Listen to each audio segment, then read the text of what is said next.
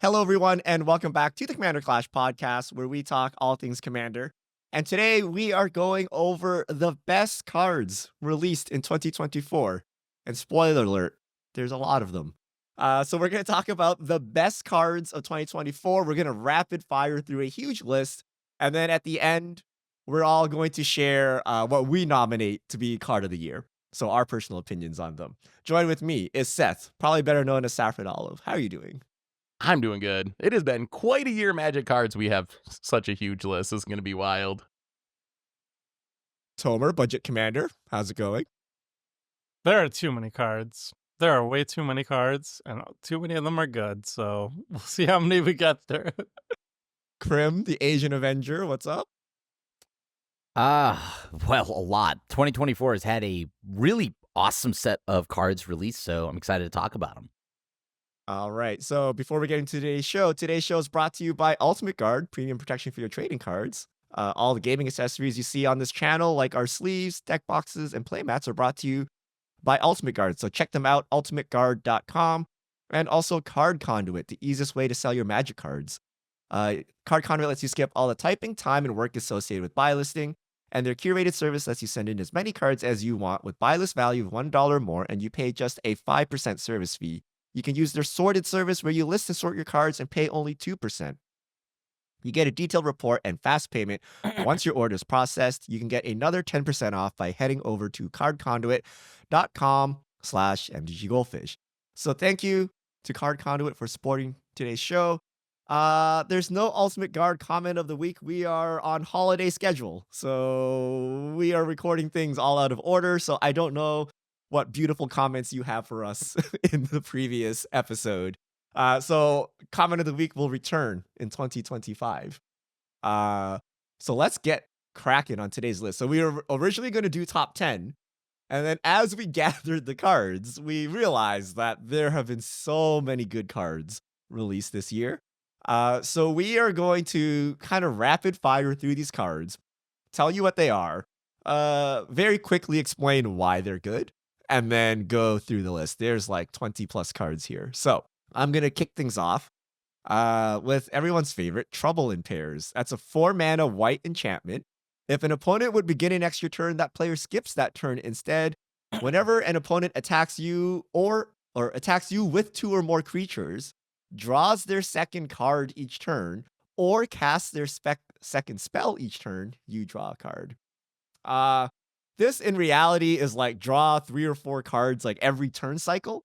So it is insanely broken. It is up there with like Rhystic Study and things like that, and is one of the best white cards, period, let alone white cards printed in 2024. And maybe we talk about even banning it in our play group next year. We'll see how that one goes. But Trouble in Pairs, one of the best cards from what is it, Murders at Karlov Manor Commander? I think that's salvaged. I think it's MKM, yeah. MKM Commander. Okay. It even has stolen artwork. Yay. Oh, and then there's the stolen artwork controversy with that one too. So you can Google that one. We actually covered it in the year-end podcast for the main MTG Goldfish podcast. You can check that there too. Seth, what do you have for us? All right. I have a whole cycle of cards for you, and that is, going back to Murders at Karlov Manor again, the Surveil Lands. So I'm sure everyone knows these cards, but they're dual lands. They have 2 land types. Take Shadowy Backstreet, for example. It's a plain swamp. It taps for white or black.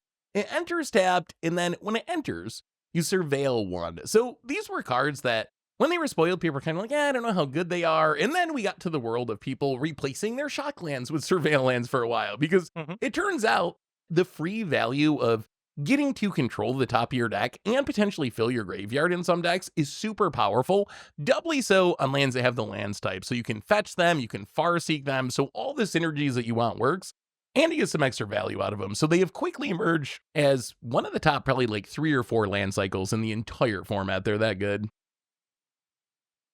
All right, Tomer. We got, for all the aristocrat fans out there, Warren Soultrader. 3-mana black, 3/3 creature zombie goblin wizard. You pay 1 life, sacrifice another creature, create a treasure token. So this card is good in basically any aristocrats or zombie strategy where you want to be sacrificing things. It's just an incredibly mana efficient sack outlet. It generates treasures for you, so it's actually ramping you while you're doing your sacrifice shenanigans. And the paying of 1 life is basically negligible because aristocrat decks always tend to have blood artist effects, where you drain your opponents as stuff are dying. So it negates the pay 1 life effect. It also combos 1,000 different ways with like Gravecrawler effects for infinite sacrifices loops because it is a zombie. There's other ways of going off infinitely with it, or even just, having insane value of like stuff like Academy Manufacturers. So this card, one of the best aristocrat payoffs for the entire archetype, and is just devastatingly good the moment it shows up. Zombie Goblin Wizard. Zombie Goblin is Wizard. is quite relevant. Krim, hit us up with the card. I actually got blown out by this card on an episode of Clash.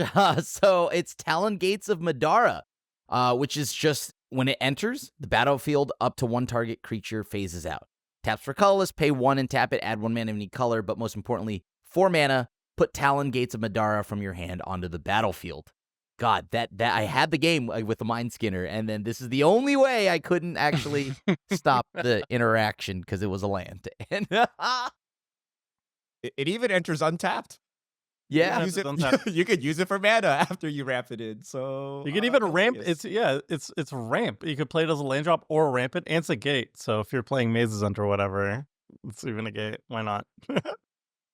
All right, I got one of my personal favorites, Flare of Fortitude. There's a whole cycle of flares that they released in Modern Horizons 3.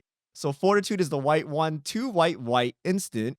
You may sacrifice a non-token white creature rather than pay the spell's mana cost.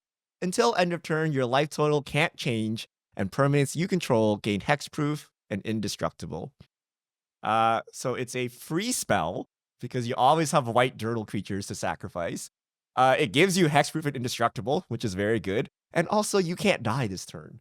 I mean, you can technically die, but your life total can't change. So you can blank combats, you can blank ping effects, whatever. Card is absolutely insane because it's free, because you can play it at any time.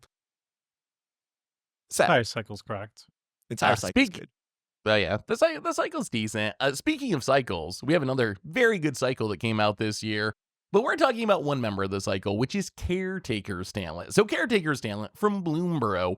It's a class enchantment, so it levels up as you go along. First level that you get right away for 3 mana. Whenever 1 or more tokens you control enter, you get to draw a card once each turn. For 1 mana, you get to level 2, which is create a token that's a copy of target token you control. And then for 4 mana, level 3 gives your creature tokens +2/+2.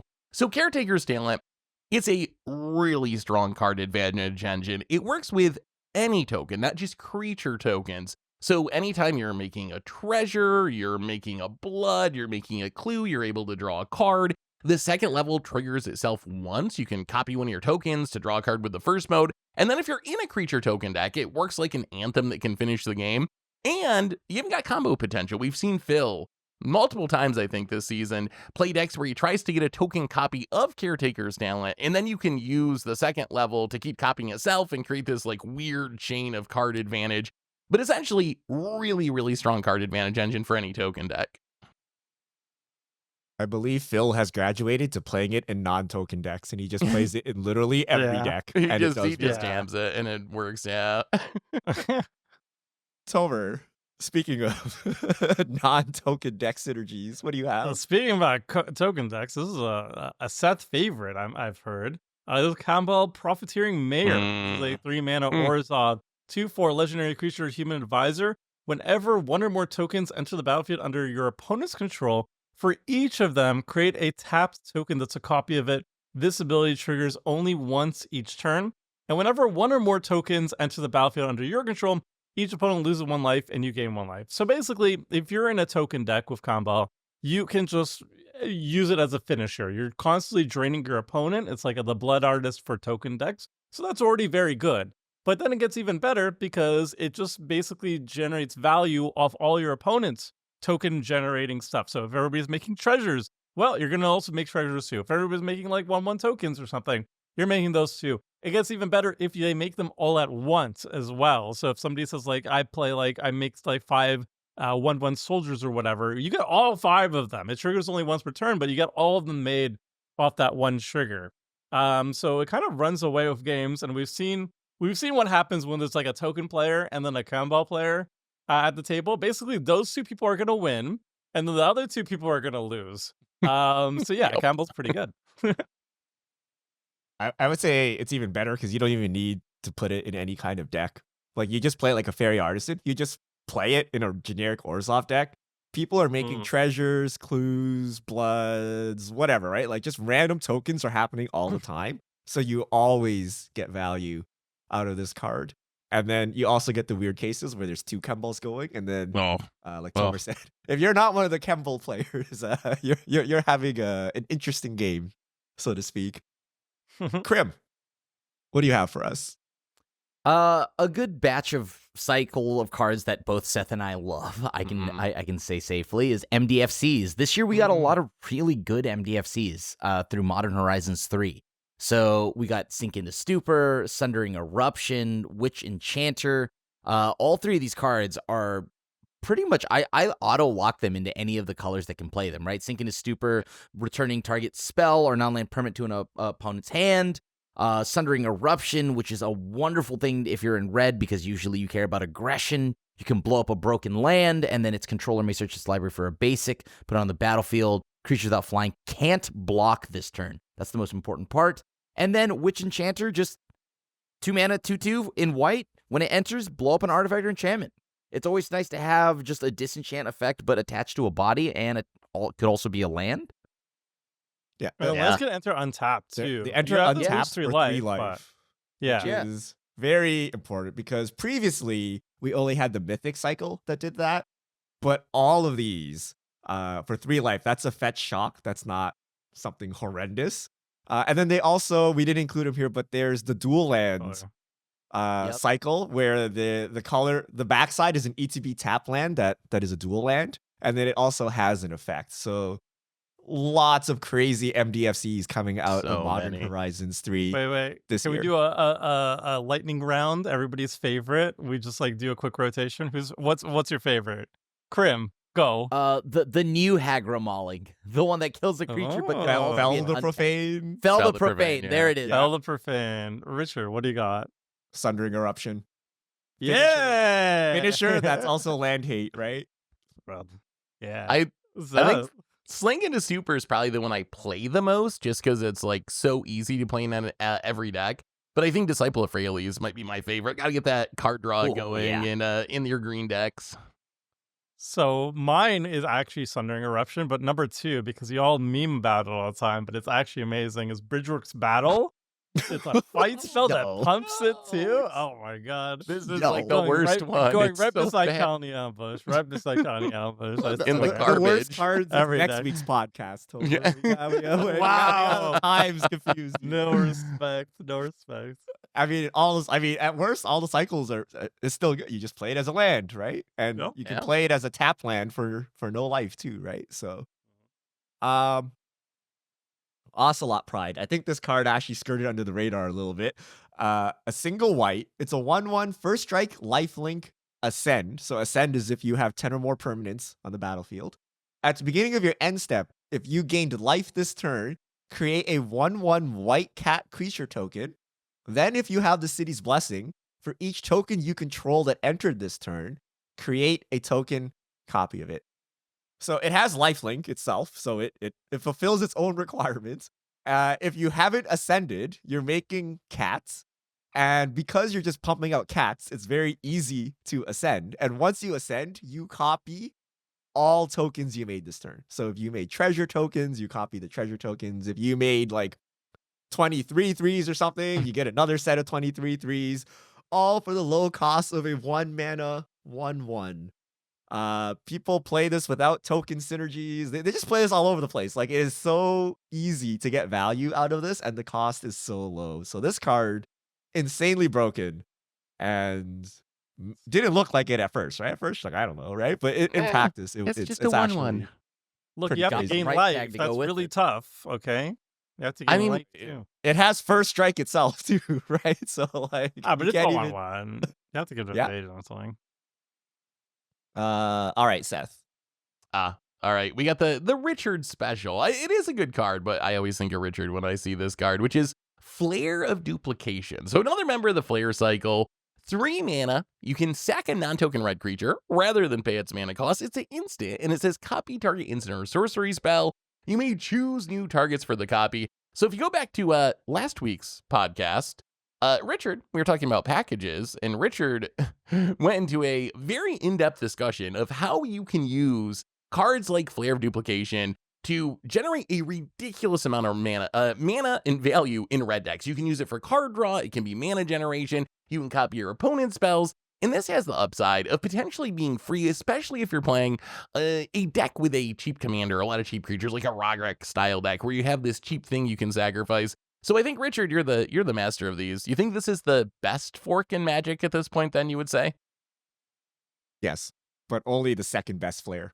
I think Fortitude is the best one, but No, yes, I this think is a you very meant- strong card. I think you meant Flare of Malice is actually the best one. It's the one that you actually want to sacrifice your creatures in the most. It's so good. So we actually ranked all these flares when we did the Modern Horizons 3 podcast. So you can take a look at how we ranked these various flares, but there's one for every color, and they do very They're all good. powerful things. All right, Tomer, what card do you have? Okay, I got another Richard and Seth special over here. This is Arid Archway. It's a land desert. It enters the battlefield tapped, and when it enters the battlefield, return a land you control to its owner's hand. If another desert was returned this way, Surveil 1, and it taps to add 2 colorless mana. So this is another bounce land, but it's a colorless one, and notably, it's a desert. So we over here in Commander Clash, we're all big bounce land believers. I don't know if Krim, but I know a lot of us are very heavy on the bounce land catch up ramp stuff. So going bounce lands means you're not going down in mana, but you're not going up in lane count, and that allows you to activate your catch up ramp in white more consistently. It's also a desert, so there are some stuff that care about deserts or tutor up deserts. There's like a 2-drop in white, and I forget its name, but it's a catch up ramp. Sand Scout. Some respect to that name. Yeah, Sand Scout. It can get this, which then also allows you to still keep on catching up. So it's not like very flashy, but we end up running it in a lot of our decks. All right, Krim. So for me, I personally think this is a contender for one of the probably top cards, personally. And it's in mono white, or it's a white card. It's Denley, Streetwise Lookout. So, legendary creature, 2/2, for 3 mana. Creatures you control with power 2 or less can't be blocked by creatures with power 3 or greater. If an ability of a creature you control would trigger, it triggers ability of a creature with power 2 or less triggers. That ability triggers an additional time. So it doubles the ETBs of any of your creatures with power 2 or less. And as you can see in white, there's lots of things you can double trigger here.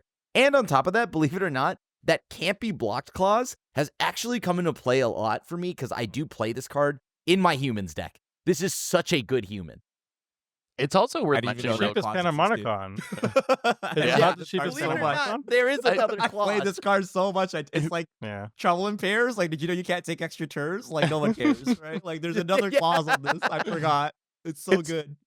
It's worth pointing out, too, it's not even just ETBs. It doubles any trigger from creatures power 2 or less. So you can double trigger your Arabella, that's attack trigger or whatever, too. So it actually like picks up on so many different things. That's nuts.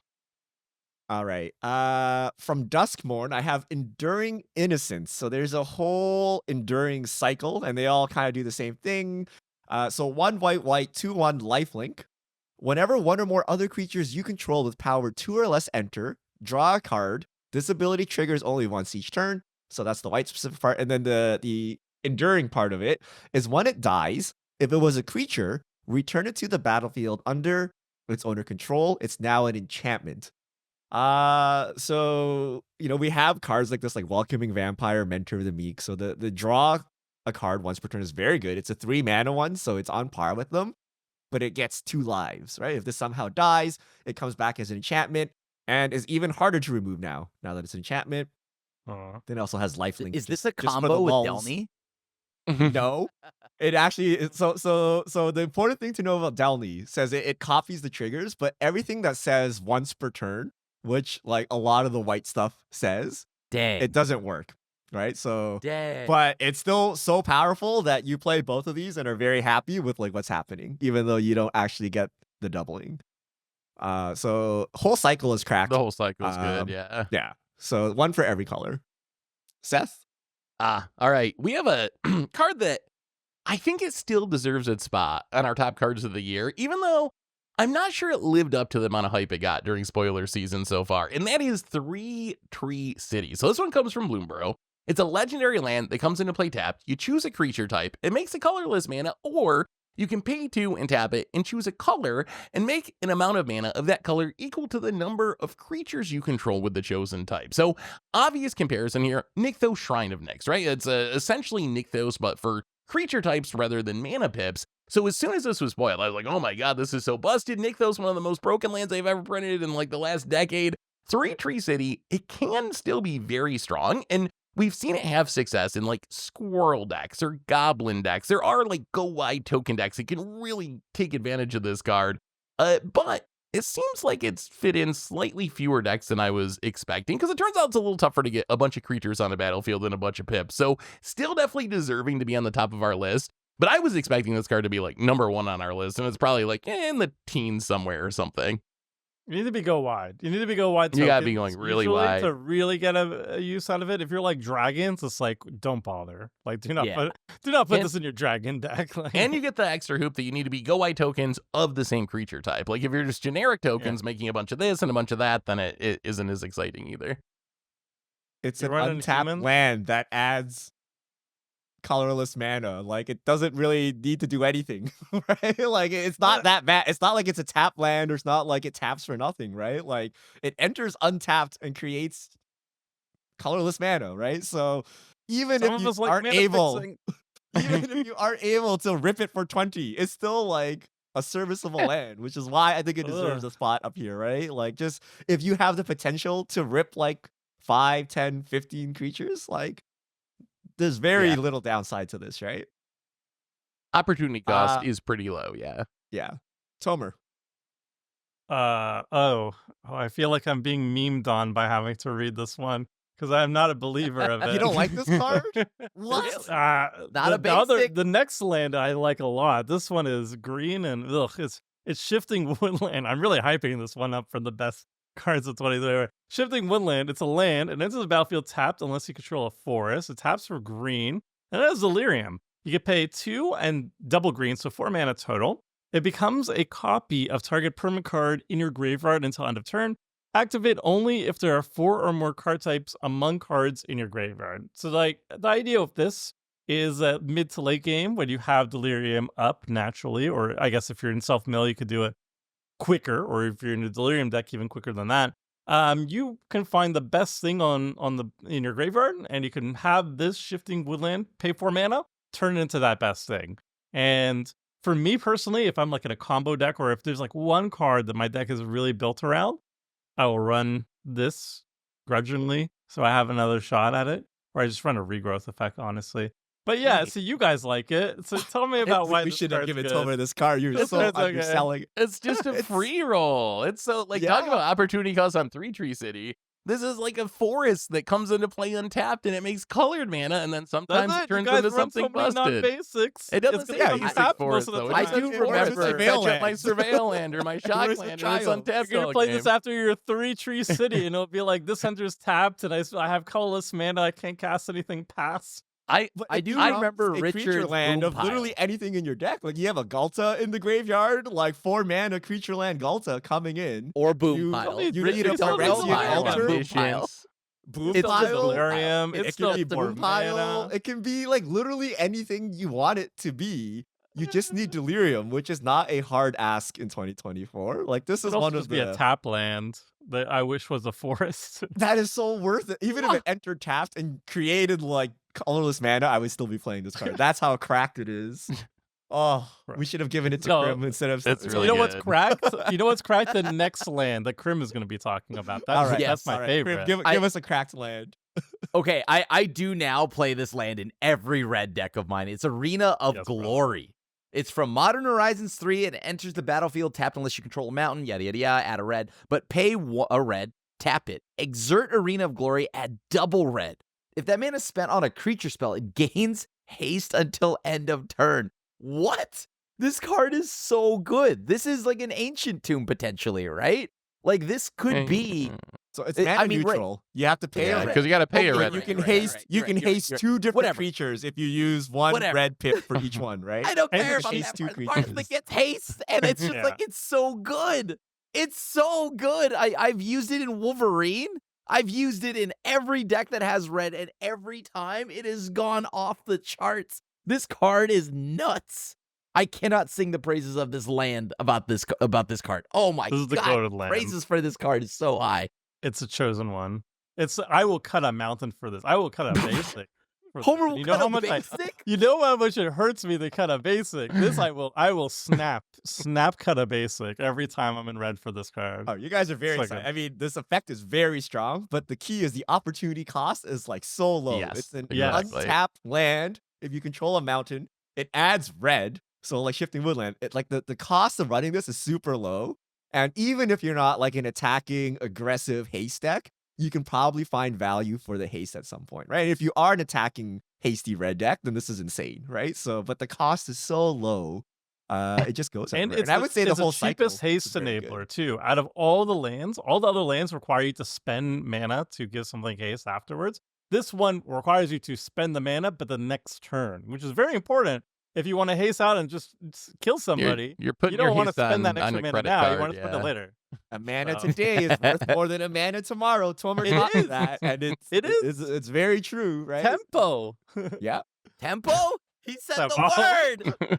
He Let's said By the way, word. you will notice that a lot of these cards that we're talking about today are from Modern Horizons 3. And Turns a out lot of it's them a- are actually at the lower rarities as well, right? At like uncommons, like the MDFCs. And also this land I'm about to talk about, Urza's Cave. The type is Urza's Cave. It taps for a colorless. You pay 3 and tap it, sacrifice it, search your library for a land card, and put it on the battlefield tapped, then shuffle. I played in every deck. I very often go grab Arena of Glory with it in my Arabella deck, right? So you can tutor up your best land, and if you don't want to, it's still a colorless land that enters untapped. And it's a cave, which matters because there are cards that care about caves. So gets your best land out of your deck. Yeah, busted. Yeah. It's All very right, we have what I'm pretty sure is Phil's favorite card of the year. If I was gonna guess, this might be Phil's favorite card. He of told the me year. that you guys must include this under all circumstances. And that this I card must actually- be in this list. I actually agree with him because I think this card is actually super cracked, and that is Springheart Nantuko. So another Modern Horizons 3 card, a little 2-mana 1/1 green insect monk. You can bestow it for 2 mana, so it can be an aura that you put on one of your creatures. It says enchanted creature gets +1/+1, and then it has landfall. Whenever a land enters under your control, you can pay 1 and a green if it's attached to a creature, and if you do, you get a token that's a copy of that creature. If you don't pay that mana, or if it's not attached to a creature, you get a 1/1 green insect creature token. So this is, on its base level, a very cheap way to generate tokens in a landfall deck, or even just in any deck, really. As you're playing a fetch land, you get 2 tokens. But once you start putting this on a creature, it does something that green usually isn't very good at. When you think of cloning creatures and getting copies of creatures, you're normally thinking like blue. Red can kind of do it temporarily. Green is one of the colors that I think is worst at getting copies of creatures. But this not only gives you a way to do it in green, but it does it in a way that green wants to be doing it anyway, which is land shenanigans, because that's what green's all about. So you put this on a creature, and it's very easy to have enough mana and enough land. So you could be copying it maybe once, maybe twice, even more times per turn once you get going. So it is ridiculously powerful. It's just such an incredibly good card. And I think you can play it in essentially any green deck. I guess if somehow you're mono green control with no creatures, it'd be not as good. But you can jam this in almost any green deck and get value out of it. Without landfall? Without. Yes. So Yes. here, I it's- will, this I will card's represent cracked. Phil here. So I shared a room with Phil while we were at MagicCon Vegas. And no cap, okay? Middle of the night, Phil wakes up. He's like, I did it. I broke Springheart Nantuko again. Drama of the East Tree. And then like he keeps coming up with these weird Nantuko combos, okay? But the essence is like, there's like the Overlord or something that makes lands. I don't know what it is. Overlord of the Hauntwoods. Overlord of the Hauntwoods, and there's cards that like when the land enters, you make mana, like Lotus Cobra or whatever, and then you can just go infinite with Nantuko in like a million ways. And he is convinced that this is the most broken card in all of Magic, and he plays it in every deck, landfall or not. So Plus, and it triggers lives- his Caretaker's talent. Yep, Yeah. it triggers It Caretaker's all merges talent. together. I like, believe that. Yes. it's hard not to make this card do work. It like does work Yeah. in so many circumstances. Tomer. Oh, back to me. Insatiable Avarice, my friends. This is a card that I quite like. Where is it? Oh, there we go. It's a 1-mana black sorcery, but it has spree. So when you cast a spell with spree, you have to choose at least one additional cost, or one or more. In this case, there's two options. The +2 generic mana.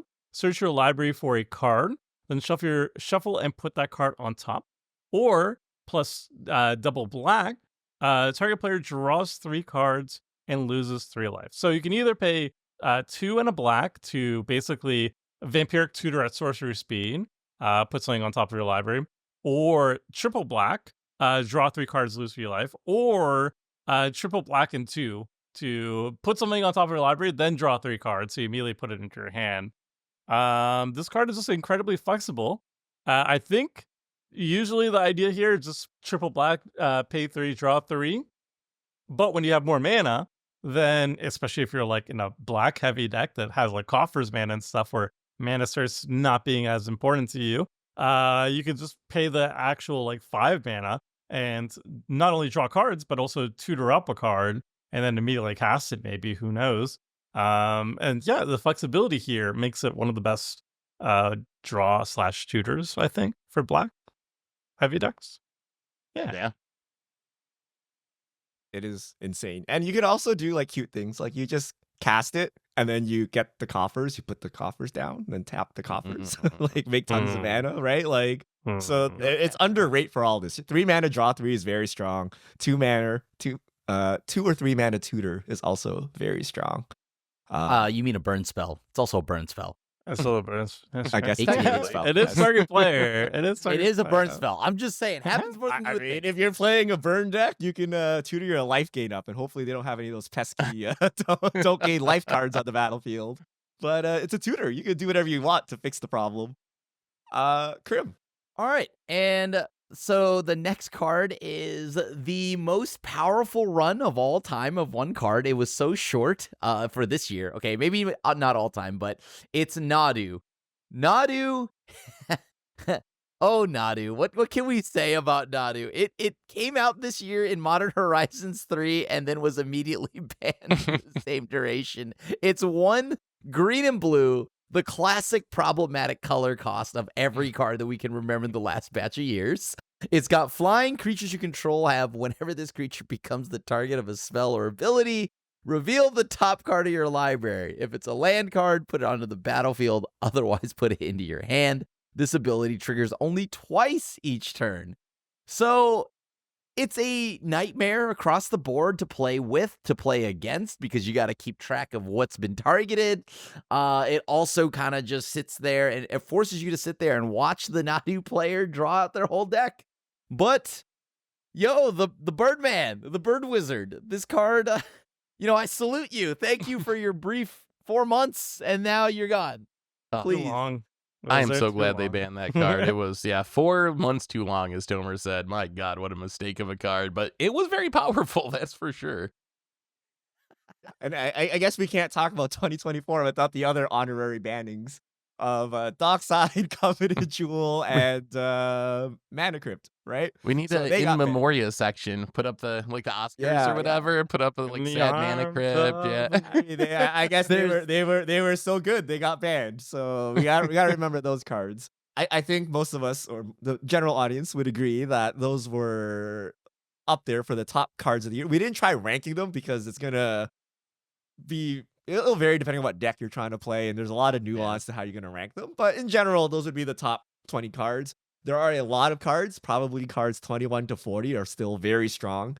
this year, Modern Horizons 3 did a doozy on the format, and we even cheated by including several cycles as one entry, right? So if you have a shopping list, you gotta it's gonna be very long.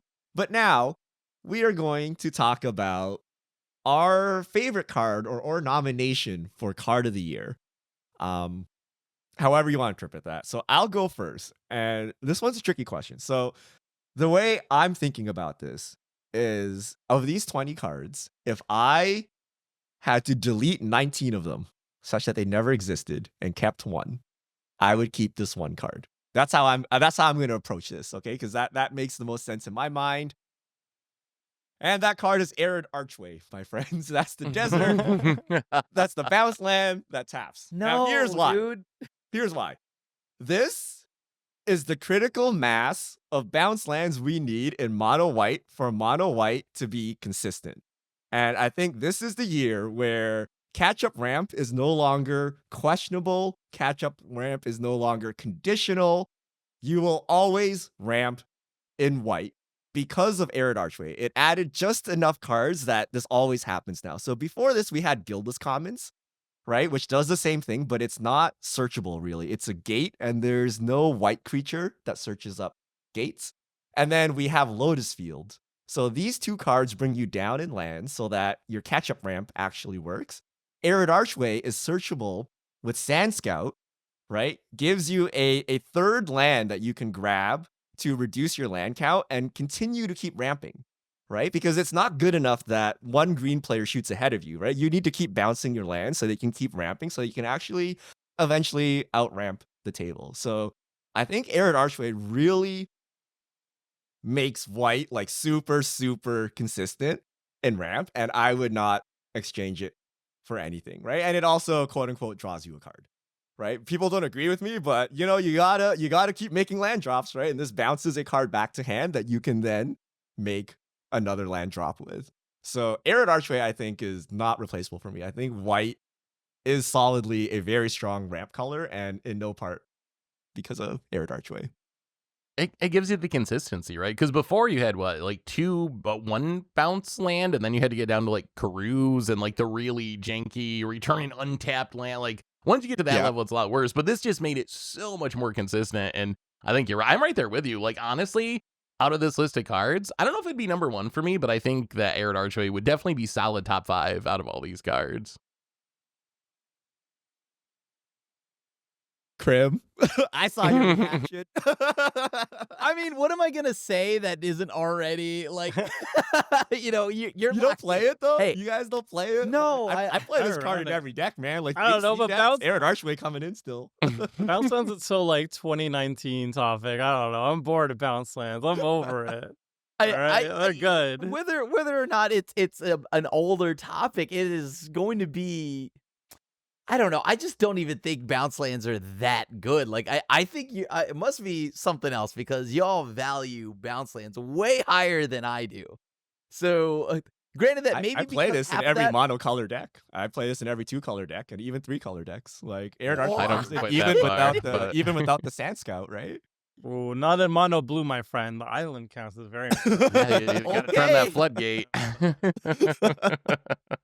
I mean, like, yeah, I guess if you're playing like whatever spelunking and Amulet of Vigor, then sure, right? Yeah, sign me up. I could see what's going on here, but outside of those packages, I don't know, man. I'm just not sold on bounce lands. The card. So, like, if you think about this, if you want to hit 5 lands, you mean like know, like turn 1 hit a land, turn 2 hit a land, turn 3 hit a land, right? If you draw 7 cards in your opening hand, 5 of those need to be lands, right? Or within your next 5 card draws, they need to be lands, right? Like, so much land needs to be drawn that the bounce land is critical for you to draw that card for free, but for free is 1 mana, right? Because it enters tapped. So you need that, right? If you want to hit 7 lands, 8 lands, like that's your whole hand of lands to start the game, right? Like, you know, by the time you hit turn 5 or 6, right? Like you have to draw so many lands to hit a respectable number of lands that you need these bounce lands to draw, which is why even if I'm not playing Surveyor Scope, even if I'm not playing like any catch-up ramp, I'm still putting bounce lands in because they help me draw lands so that I can keep playing land drops and not missing land drops, right? Because the worst thing you can do is ramp one turn and then the next turn miss a land drop, right? You've like undone all of your hard work, right? You need to keep hitting land drops every single turn. And Arid Archway like helps you do that, right? It guarantees another land drop, right? Like I'm very happy with the 2-land hand. That's land Arid Archway, right? I'm less happy with 2 lands and like nothing, right? And then he Here lies the difference. Size. It's so Yeah, but bad. he's making land drops. I'd rather discard a hand size and make land drops than just miss land drops the rest of the game and discard a hand size anyway. I've been a bounce land believer since day one. You know this. I was one of the first to. I don't know if I converted you at the beginning, but I was one of the first evangels. But there is such thing as tempo. I don't know if you have a 1 land and a bounce land, and then you play a land, nothing, and then in turn 2 you play a bounce land, nothing, and then you discard down to hand size. That's 2 turns of nothing. Okay, nothing. And then you spend turn 2 drawing cards because you can't find a 3rd land, and then you play that land. It's like the same thing. It's not even card draw at that point because he discarded the extra card. I don't exactly equate it as card draw, but or like drawing a land, right? But let's also talk about the obvious, right? If this were like a Dimir Aqueduct, which is a colored bounce land, we're talking. Yeah, we play those too. Yeah, but if you're in a lot of color deck, and if you're in a 2-color deck, you only have 1 bounce land, really, right? Yeah. Sure, but like I at that point, I don't think I'm playing like our Arid Archway. I'm just playing something else because my deck style. I need color pips. Well, I need color pips. Yeah. I can't. Passes cryptic command. Yeah, I'm on team colored pips. Yeah. Like that's why I have these colorless lands. I don't care about them. Yeah, like you only play those color pips to cast cryptic to draw a card, but the land drew you a can card with the land. like your Arid Archway drew it is a card for a you. colorless land. Like you want to talk about a colorless land? I'll play Ancient Tomb. Sure, I'll play Ancient Tomb because that's worth the cost, Good one. right?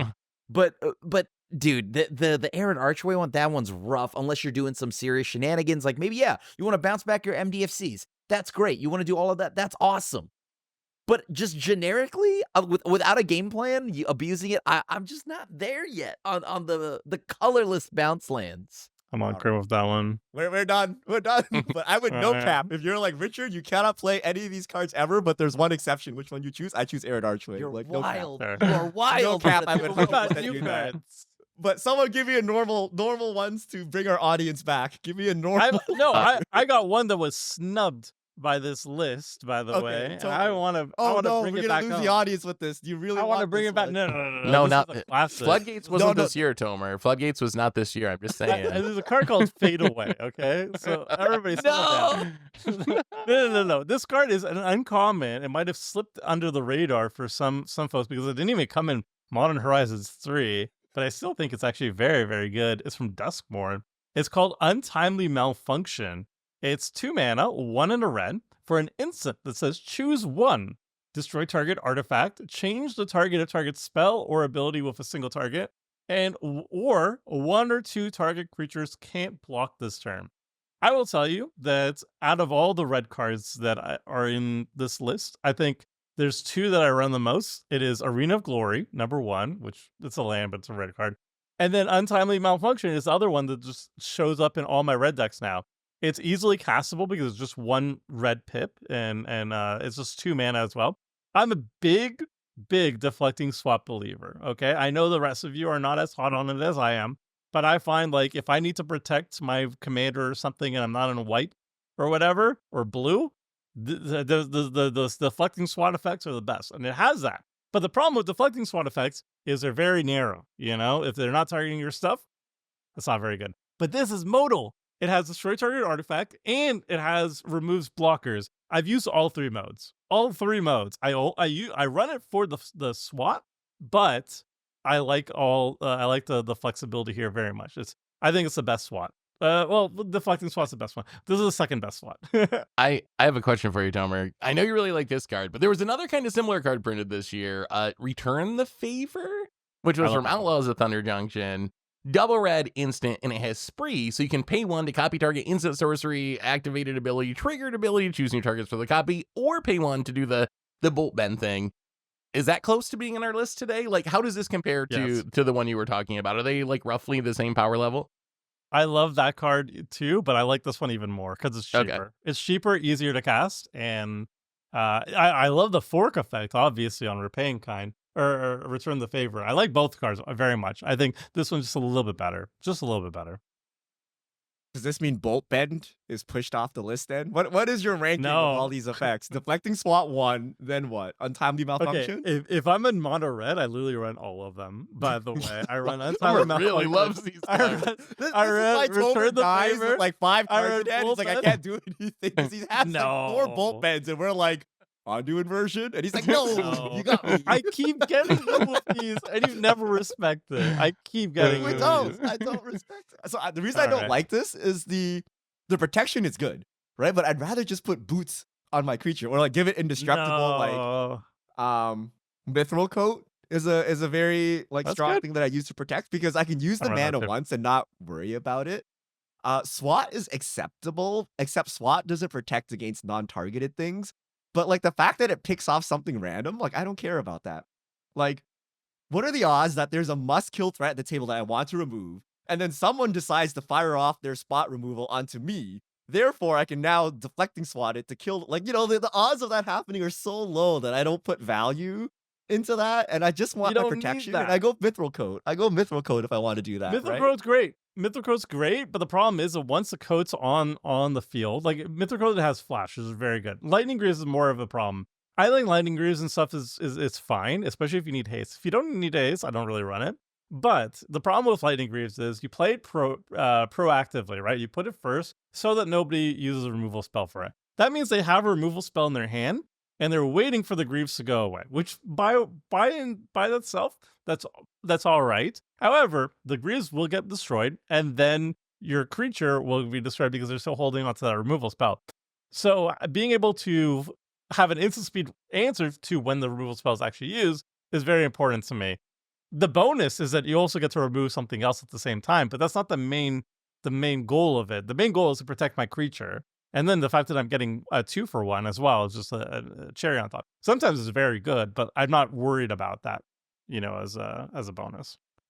I don't know. You'll I'll just keep playing them. We'll see.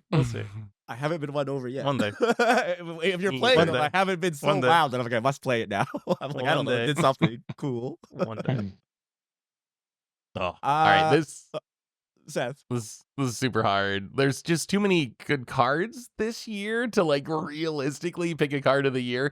Like our whole list was really solid, and we didn't even get to like, I don't know, Dazzling Theater and Mirror Room and all these other cards. But I'm gonna go with the card that I think has maybe had the biggest impact on my deck building this year, which is let me completely eliminate the need to play basic lands from my deck alongside some other cards, which is a card that missed our list and I think probably should be on there, and that's Sowing Mycospawn. So Sowing Mycospawn, another Modern Horizons 3 card. It's a 4-mana 3/3 with Devoid, so technically colorless. It's an Eldrazi fungus. It has kicker of 1 and a colorless, and basically when you cast it, you get to search your library for a land, not a basic land, any land, put it in the battlefield, not even tapped. It comes into play untapped. It's absurd. And then you can also pay that kicker. And if you do when you cast it, you get to exile a land. So this is a card that it's like super solemn. You got to be in green, but not only does this let you ramp out the best land in your deck. This is getting your Kambal coffers. This is getting your Lotus Field. Whatever busted land you need, this is getting it. It's also putting your opponent down that land. It's getting rid of your opponent's Field of Ruin. It's getting rid of Richard's bounce land that he just bounced a card back to his hand for. Like, the card's so incredibly good. So this is just like one of the first ramp spells I include in every green deck. It's just so incredibly good. From mono green up to 5 color, I love this card. Is it as strong as Treble and Pairs overall? Maybe not, but it's really close, and it shows up in pretty much all my decks. I haven't run it yet. Really? Well, you're a It's basic a 4-mana believer, though. ramp See, spell. if you like it gets basics a Temple lot, of the it False matters God. less. Which makes it a 4-mana ramp 2 with the body, with the option of removing a problematic land. Like, I feel everyone This card should is run very this. good. And good. if you're playing all basics, put in like literally like one non-basic. Put in one that you good can land. defend down. But even But if you're it's playing not all basics, it's 2-mana not bad, ramp right? spell. It's still ramp Yeah. 1, and you get to remove Well, if you're playing all basics, you can't pay the colorless cost for Right, for the yeah. kicker. And So you need It's to actually play something. uncastable. Yeah, it's And- uncastable in my And deck. it's a cast trigger, so it gets around counter spells. Even if it's countered, you still get that ability, so you get another upside there. So yeah, the cards, it's so good. It's so good. Try Yeah, it, the card Tomer. is very good. It's, I it's love good. this It's card. just like I fill out on like 1 to 2 mana ramp, and then I'm like, yeah, it's 4. Yeah, I mean, I it need is to still have worth something it. that I want to ramp. If I'm playing Field of Dead, then obviously, if there's like a utility land that I absolutely need, absolutely, this is perfect. But I usually just run basics, you know. Don't understand it. So you're gonna get +1 mana on the table, and you're gonna win the game. Like that that seems hard. Like you just stop at like 1 ramp spell. Like that seems hard. right? No, Like, but I have like I feel I need to ramp Exploration like and Burgeoning +3, and- +4 lands, and then I'm in a position to 3v1 to win the game. So I can't just stop at like 1 Nature's Lore. We got to keep ramping all the way, right? Can I sell you on Exploration and Burgeoning then? All you gotta do is Oh, draw you're cards. playing those ones. Okay. Yeah, all you gotta do is draw cards, and it's 1 mana, and it just keeps putting more lands on the battlefield. And all you gotta do is you just draw more cards, which is what you want to do anyway. In 2024, Magic is just drawing cards. So it's like a 1 mana ramp Those are- 5, 6 lands. Those are good too, especially when they pop off. Like, we've seen some really good games with those cards this year. All right, Krim. Take us home The big one. with your number 1 card. The big one. My number 1 card is oddly Loot. split. I see so many notes scribbled here. There's been a lot of back and forth happening. What's it Yeah, gonna be, I'm What's trying your to- favorite this year? I'm trying to narrow these cards down, man. But like this year had some good ones. And funny enough, the ones that have influenced my deck building and have actually made their way into a silly amount of my decks is actually not even one of the ones mentioned today. It's between Razorkin Needlehead / Scrawling Crawler / They're the same card. Yeah. Abyssal They're Harvester. the same. Okay, They're that one not is different. exactly.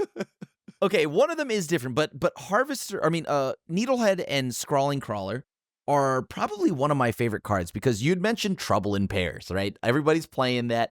Everybody has excessive card draw. And also, I love punishing excessive card draw.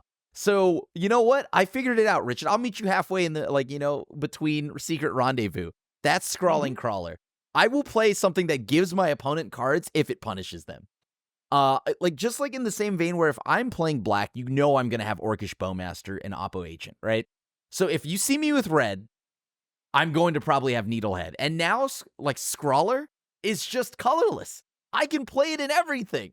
And usually people are like, oh, well, I'd love to draw a card. Great, let's draw a card. I draw a card, except you all lose life. And when it comes to the aggression game plan, I find myself putting Scrawler in a lot of decks, just as long as it's aggressive in any way, shape, or form. I'm willing to give you the card, giving my opponents a card, I guess, right? I split the Secret Rendezvous up between 3 people, and that's okay. But if not that, it's Abyssal Harvester. It's one of those two, just because things die in Commander.